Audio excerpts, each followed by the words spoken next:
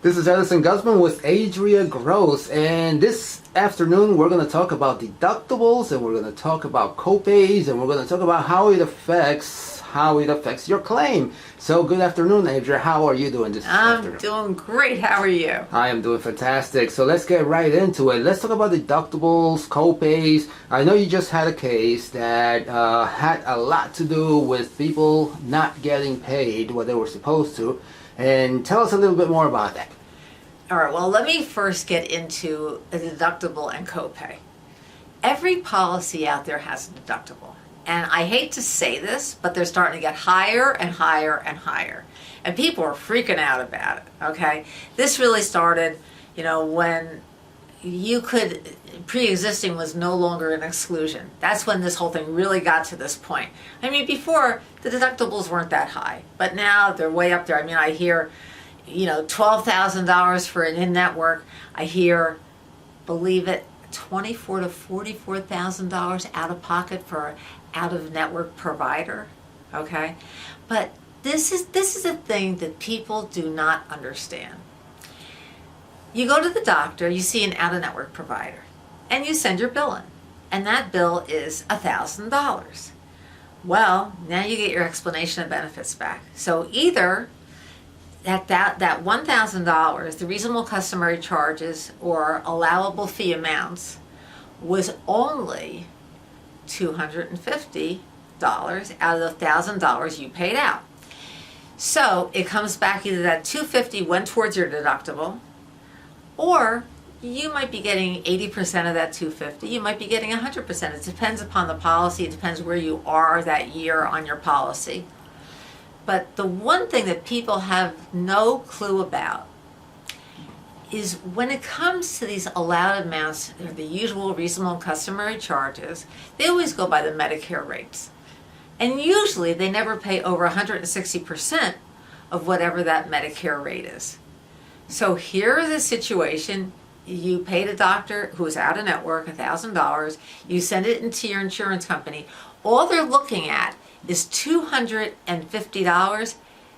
That $750, the difference between $250 and $1,000, is not even going to go towards your deductible for the year. So only $250, even though you wound up paying $1,000. People are unaware of this, so try and keep that in your mind as for what normally happens when it comes to allowed amounts, and you see an out-of-network and you pay a heck of a lot more. That's very, very interesting. I mean, I certainly was not aware of that, and I'm pretty sure there are a lot of people out there who are not, so thank you for that. You're welcome. Now, the case that we were talking about that has to do with this, can you tell me, elaborate on that one, because that was very interesting to me, exactly how everything ended up happening for your client. Right. So if you go into a 24-hour facility for psych, and people often come to me about this, and it's one thing to get the pre-authorization, it's another thing how you get paid. So here was a woman who lived in a really big city, very depressed, major depression, and she had other issues. She's found on the streets of this city, and she's taken into the hospital, and she sees a psychiatrist, and now they're sending her to this 24-hour facility. She's been accepted. And I kept on calling it for pre-authorization. So what we're talking about right now all has to do with pre-authorization. Whenever you're going to have a surgery or any major procedure, you need to call your insurance company and get it in writing whether or not they're going to accept you to have this procedure. So especially when it comes to a psych or even hospitalization, a lot of times they want the pre-authorization. So here the woman goes in. When it comes to psych, they might give you 10 days. So in this case, they started out at 10 days. Then we had to call back before her 10 days were up to get her more pre-authorization, because now she's going to be remaining there. She's got a major condition, tried to commit suicide. So we call again about like the 8th or 9th day, and they say, okay, we'll give her another 8 days. And we call back again before that 8 days are over. We have to keep on sending medical records to show what's really going on with her. So this is going on and on and on. Now we got up to 35 days, and she was in there for 37 days. So they wouldn't pay for that extra 2. So they covered her for 35 days out of 37. When I called the insurance company, they said, okay, she's out now. Can we get this paid? They called me back a couple weeks later and they said, you're not going to get any payment. I said, why not?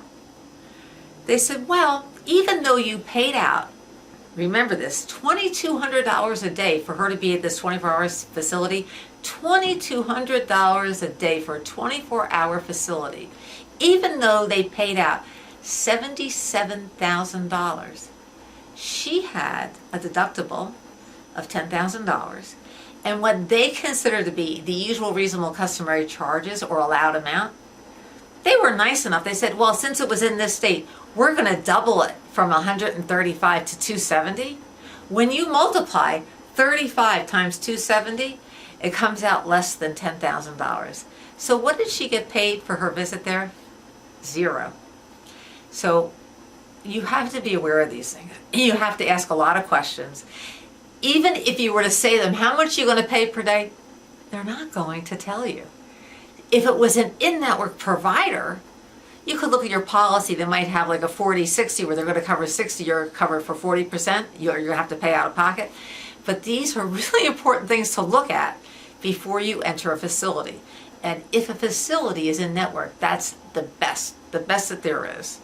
Excellent. All of those excellent points to take with you, especially since you went from such a high number to like a zero number. That I mean, that's amazing to me. And I know that these are things that people can't do on their own, but I know some people try and try and try. So when people can't do it on their own, what's one good way they can contact you?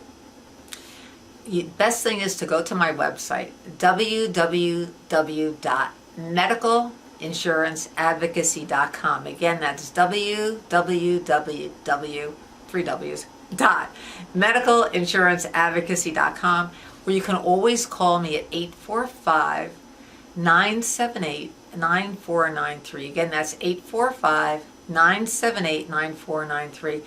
I'm here to help you. I can help you with pre-authorizations, claims that are denied, claims that were out of network, you were overcharged. I always tell you what I would be doing to help you, and then if you want to hire me, I'm here for you. Thank you so much, Edison. Fantastic. Everyone out there, just have a great day and stay tuned for our next episode.